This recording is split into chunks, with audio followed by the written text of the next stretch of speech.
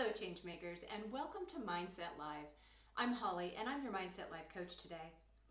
If you've gained some weight or generally feel less healthy over the last few months, you're not alone. Almost everyone I talk to says they've gained some weight or moved away from some of their healthy habits since the COVID-19 outbreak. Our lives have changed dramatically. We're less active, we're working from home, we're doing more comfort eating, and our sleep, well, let's face it, it just hasn't been that great. Now, if your tendency is to feel angry or disappointed in yourself and you're feeling tempted to go on some kind of strict diet or exercise program, I want to reassure you that this isn't necessary or particularly helpful. Today, we're going to talk about why going to extremes may not be the best idea. You see, our bodies have changing nutritional needs and they vary at every stage of our lives, especially when we have higher levels of stress. The pandemic has caused changes to our daily routine, changes in our income, given us uncertainty about our future, and all of this leads to an increase in chronic low-level stress. Eating provides a temporary escape from our stress. It releases serotonin and dopamine, so food either helps calm us down or it keeps us interested when we're bored or feeling unfulfilled. It's no wonder our weight has changed. Now, my hope for you is that you'll know you're not alone if you've put on a few pounds over the last few months, and that you can begin to shift your weight naturally if you want to without starving yourself by simply practicing some self-care and self-compassion. But before we get started on today's topic, let's practice our gratitude ritual. So please use the chat box at the bottom of your screen and feel free to type in something that you're grateful for today. I'm going to go first and then I'll check in the chat box and see what you have to say. Today, I'm grateful for our veterinarian. Our dog is older and she has a lot more medical issues, and our vet always makes us feel like our pet is her favorite patient. I really appreciate how cared for she makes us feel and how special we feel when we work with her. Let's see what you're grateful for. Okay, let's see. Grateful for my family's health. Yes, especially right now. Grateful I'm going to be an aunt again. Congratulations, that's very exciting. It's wonderful to see that life goes on even in all this chaos, isn't it? Grateful for the weekend, so am I. And grateful for a beautiful day of sunshine. You know, I have to admit, it's even really beautiful and sunny where I am. So these are great. Thank you. Thank you so much for sharing. I'm really always so motivated and inspired by what you share each week. Thank you. Now, tell me if this sounds like you. Your eating schedule is off and you have access to food all day long. Maybe your portion sizes have gotten a little bigger. And maybe you're eating more comfort food. And when you feel anxious or stressed, it tends to cause you to do more snacking. Sound familiar? Please use that chat box and let me know if you've noticed that you're feeling more stressed than usual. Maybe you're snacking more or numbing out with hours of TV or scrolling through social media. Have you seen a change in your weight over the last few months, up or down? Either way, type in your thoughts. I'd love to hear your comments or questions. Like a lot of you, I've been nervous about my financial stability, my family's health, and I have no idea when things are going to get better. So over here, we've ended up managing our stress by indulging in our favorite comfort foods and watching a lot more TV. Now, at first, I didn't notice a lot of changes in my weight, but I did discover that my digestion felt off, and I was tired all the time. Now, before the pandemic, I was fairly active. I took public transportation to work every day, and that meant I walked about 1.5 miles each day getting to and from the train. And then at lunch, I always took a quick break to walk around just a little bit to kind of get my heart pumping. So I was regularly walking a little over 2 miles a day, 5 days a week. Now, when I go into work, I drive, and I usually end up working all the way through my lunch break. And over the last few months, my way of handling stress, which was more comfort food and less activity, caused me to gain some weight. And when I think about this, it happened because of 1 or 2 small changes to my daily routine that occurred over a long period of time. I'm going to repeat that. 1 or 2 small changes to my daily routine that happened over a period of time. We're going to come back to why this is so important in just a moment. Let's check in and see what your thoughts are. Let's see. Question, okay. Oh, you can barely hear me on the max volume. All right, well, let me see what I can do to turn that up a little bit. I'm grateful for my family and the school where I learned. That's fantastic. I think a lot of people are kind of debating whether or not they're going to go back to school, and who knows when that's going to change, right? Okay. So when we are thinking about one or two small things, we want to remember that the way we feel about ourselves and our situation, our general mood, it can really affect our digestion. Stress can actually decrease your ability to digest your food effectively. It can increase your craving for sugar and deplete your willpower. When you feel sluggish and tired, the last thing you might want to do is exercise, even though you know it's probably the best thing for you. Now, I know you might be tempted to go to extreme measures to see quick results. That tends to be our behavior, but restrictive diets just really aren't the answer. This is because restrictive eating can increase your level of stress. And now is not the time to add more stress to our lives, right? Restriction can cause us to feel like we're depriving ourselves, and that can cause some feelings of anxiety. Stress can really undermine our daily healthy habits. It can cause us to skip breakfast. It can cause us to drink less water, and ultimately, we end up eating foods that just aren't that healthy. So what can we do? Well, let's start with self-care. Now, when we talk about self-care today, we're going to focus on practicing ways we can create habits to help us more effectively manage our levels of stress.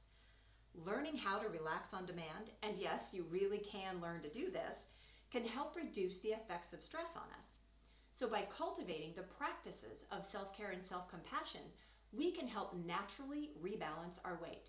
Naturally, without crazy diets. Now, there are some stress reduction and relaxation practices that we can cultivate habits around to help us do this.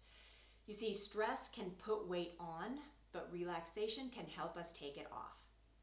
Feeling stressed can cause us to snack more, and it can have a negative impact on our digestion, like it did on me. Now, by relaxation, I want to be clear, I don't mean lying on the sofa with a bag of chips and a glass of wine. I'm talking about conscious, mindful relaxation to shift our autonomic nervous system.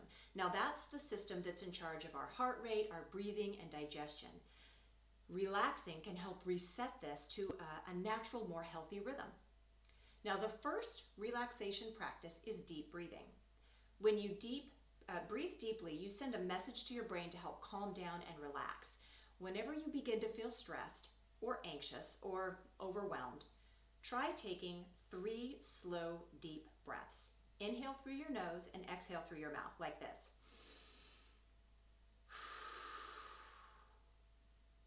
Let's say you feel anxious or stressed right before you get on a virtual call with your team or with your boss. Could you practice taking 3 slow, deep breaths right before you begin? Or maybe you're in the habit of having something sweet in the afternoon to help you cope with a stressful day, like around 3 or 4 o'clock in the afternoon. Could you practice pausing and taking a few deep breaths before you head to the vending machine or into the refrigerator? Now, when you do decide to have a snack or a meal, you can also practice relaxed eating. Eating in a relaxed state improves your digestion. Slower eating can lead to a faster metabolism. So could you slow down and chew your food just a little bit more? Maybe try saying a quick gratitude prayer or taking a few of those deep breaths to help you relax before you eat. Or you can try mindful eating, using all of your senses to enjoy a meal. Just spend a few minutes focusing all your attention on the taste, the smell, the texture. Really enjoy it if you're going to eat it. Now, I'd love to know what you think about this. If you can still hear me, please check in using the chat box at the bottom of your screen. Have you ever tried any of these techniques or practices to consciously calm yourself down? And if so, I'd love to know what worked for you. While you're typing, I will say that the thing that's made the biggest impact on me is 1, not to work through my lunch break anymore, but 2, always begin my meal with a couple of relaxing breaths. So before I take my first bite, I pause, I take 3 slow, deep breaths, and then I eat. This gives me a chance to shift gears from being in work mode to relaxation mode. Plus, I usually take my work to lunch, so I've started putting a little sticky note on the inside of my lunchbox that simply says, breathe. That prompts me to practice my habit of taking some relaxing breaths before I before I eat. Let's check in and see what your thoughts are. Okay, so I've practiced deep breathing but never thought about it before I eat. Okay, I always say a quick prayer of thanks. Great. See, so some of you are already practicing these things. Now, let's talk a little bit about how self-compassion and self-acceptance can help you naturally shift into a state where you're less susceptible to the effects of chronic stress, like overeating and weight gain.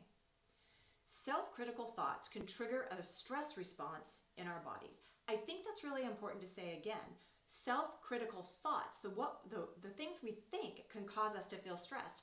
Now, a lot of us, for a variety of reasons, are automatically super hard on ourselves. We're judgmental, unforgiving, and downright mean sometimes. We're often much kinder to strangers than we are to ourselves, and this leaves us feeling chronically stressed. So practicing self-compassion and self-acceptance starts by trying not to be so hard on yourself.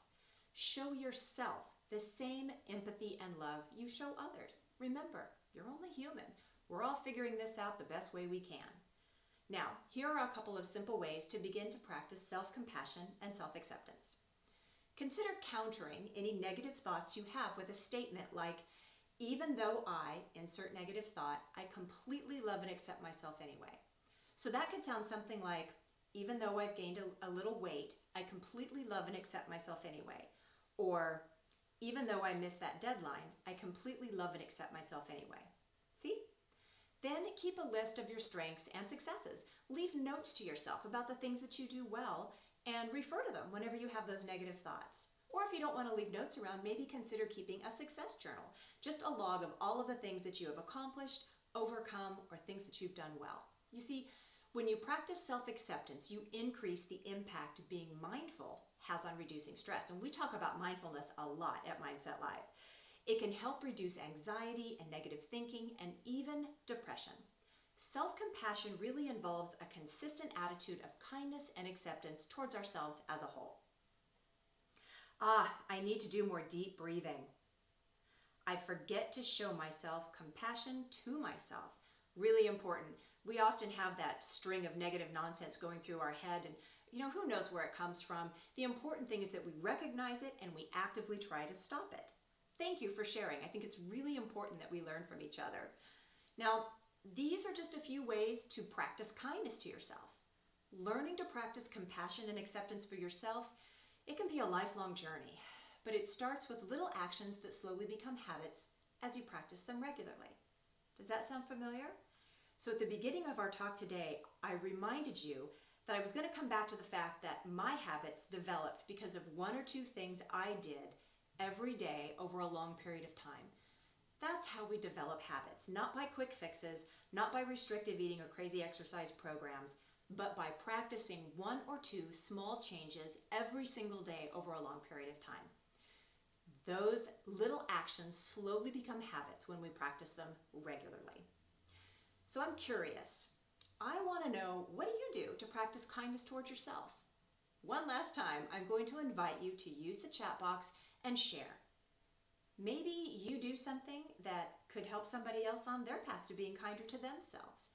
Please type in your thoughts. I'm really interested in what you have to say. Now, while you're typing, I will confess, one self-compassion practice I've been working on in my life is reminding myself that I don't have to be perfect. As a wellness professional, I tend to feel like I should always be perfect and never struggle with my weight or ever lack motivation. And the truth is, I'm human, and maintaining good health is something I have to practice every single day, just like everybody else does. And that's okay. Let's see. Oh, this person practices self-compassion and self-acceptance by yoga. I love it. Warm baths with essential oils. Oh, that sounds good. Essential oils before I go to bed. Fantastic. I have another person that told me they rub a little lavender essential oil on the soles of their feet before they go to bed, and that really helps them calm down and relax too. Fascinating. Thank you so much. See, I knew you'd have something good to share. You see, the most powerful thing we can do to improve our health is to reduce stress, practice self-compassion, and self-acceptance. Now, we can do this by cultivating a habit of taking a few deep breaths whenever we start to feel the effects of stress, by paying attention to our self-talk, and keeping a list of our accomplishments. That can help us counter any negative thoughts that might come up during the day. Now, while we can't control everything that happens in our lives, we can learn to control how we respond to those events. When we learn to intentionally relax and practice some self-compassion in times of change, it can help us feel supported and better able to thrive even in stressful situations.